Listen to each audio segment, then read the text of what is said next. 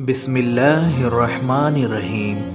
حقوق حق کی جمع ہے اور عباد عبد کی جمع ہے۔ عبد بندے کو کہتے ہیں۔ دونوں لفظوں کو ملا کر حقوق العباد کی ترکیب بنتی ہے، جس کا معنی ہے بندوں کے حقوق۔ ایک بندے کا دوسرے بندے پر جو حق ہے، اس کی وضاحت حضور صلی اللہ علیہ وسلم نے اپنے فرمان اور اپنے عمل سے بیان کر دی ہے۔ اسلام میں حقوق العباد کو بڑی اہمیت حاصل ہے۔ حقوق کی دو قسمیں ہیں، نمبر 1 حقوق اللہ، نمبر 2 حقوق العباد۔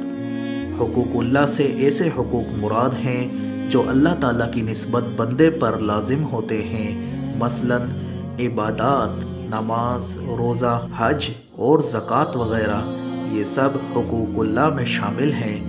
حقوق العباد سے ایسے حقوق مراد ہیں جو بندوں کی نسبت بندوں پر لازم ہوتے ہیں، مثلا ایک دوسرے کے کام آنا، ایک دوسرے کی زندگی بچانے کی کوشش کرنا، کسی کو تنگ نہ کرنا۔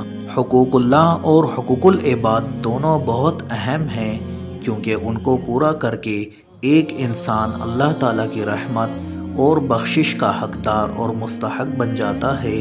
حقوق العباد اس لحاظ سے زیادہ اہم ہے کہ حقوق اللہ کو تو اللہ تعالیٰ رحیم و کریم معاف کر دے گا، لیکن حقوق العباد میں چونکہ بندوں کا حق مارا جاتا ہے، اس لیے جب تک وہ بندہ معاف نہ کرے جس کا حق مارا گیا ہوگا، معافی نہیں ہوگی، اور بندہ کسی کو کم ہی معاف کرتا ہے۔ نمبر 1 ملازموں اور خدمتگاروں کا حق۔ ملازموں اور خدمتگاروں کا حق یہ ہے کہ ان کے ساتھ برابری کا سلوک کیا جائے، ان سے اتنا ہی کام لیا جائے جتنا ان کے لیے قابل برداشت ہو، ان کی تنخواہ اور مشاہرہ اتنا مقرر کیا جائے جس سے وہ بآسانی زندگی گزار سکیں، ان کی تنخواہ اور معاوضہ وقت پر ادا کیا جائے۔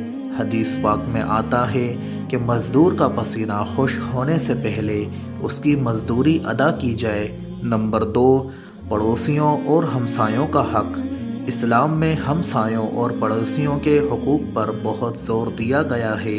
حضور صلی اللہ علیہ وسلم نے اس بارے میں ارشاد فرمایا، مجھے جبرائیل بار بار پڑوسی کے ساتھ حسن سلوک کی تاکید کرتے رہے، یہاں تک کہ مجھے خیال پیدا ہونے لگا کہ شاید اللہ تعالیٰ ہمسائے کو وراثت میں شریک کر دیں۔ نمبر 3 ماں باپ کے حقوق۔ ماں باپ کے حقوق میں یہ بات شامل ہے کہ اولاد ان کی ہر طرح سے خدمت کرے اور ان کی فرما برداری کرے۔ قرآن پاک میں اللہ تعالیٰ نے والدین کے ساتھ اچھا سلوک کرنے کی تاکید فرمائی ہے۔ ارشاد ربانی ہے، والدین کے ساتھ اچھا سلوک کرو۔ اس بات کی اجازت نہیں دی گئی کہ والدین کے سامنے اولاد اف تک کرے یا ان کو ڈانٹنے لگے، بلکہ حکم ہے کہ ان کے ساتھ نرم گفتگو کی جائے۔ ارشاد ربانی ہے، والدین کو اف تک نہ کہو اور نہ جھڑکو، ان سے نرم و ملائم بات کرو۔ نمبر 4 بیماروں کے حقوق۔ اسلام نے بیماروں کے حقوق بھی متعین کیے ہیں۔ بیمار کا حق ہے کہ اس کی تیمارداری اور عیادت کی جائے، اس کی دوا اور اس کے آرام کا خیال رکھا جائے۔ بیمار خواہ مسلمان ہو یا کافر، اس کی تیمارداری لازم ہے۔ حضور صلی اللہ علیہ وسلم بیماروں کی عیادت کیا کرتے تھے اور ان کے چھوٹے موٹے کام کر دیا کرتے تھے۔ نمبر 5 عورتوں کے حقوق۔ اسلام نے عورتوں کو بہت سے حقوق دیے ہیں۔ بیٹیوں کی تعلیم و تربیت، پرورش کرنا اور ان کی اچھی جگہ پر شادی کرنا والدین پر فرض قرار دیا گیا ہے۔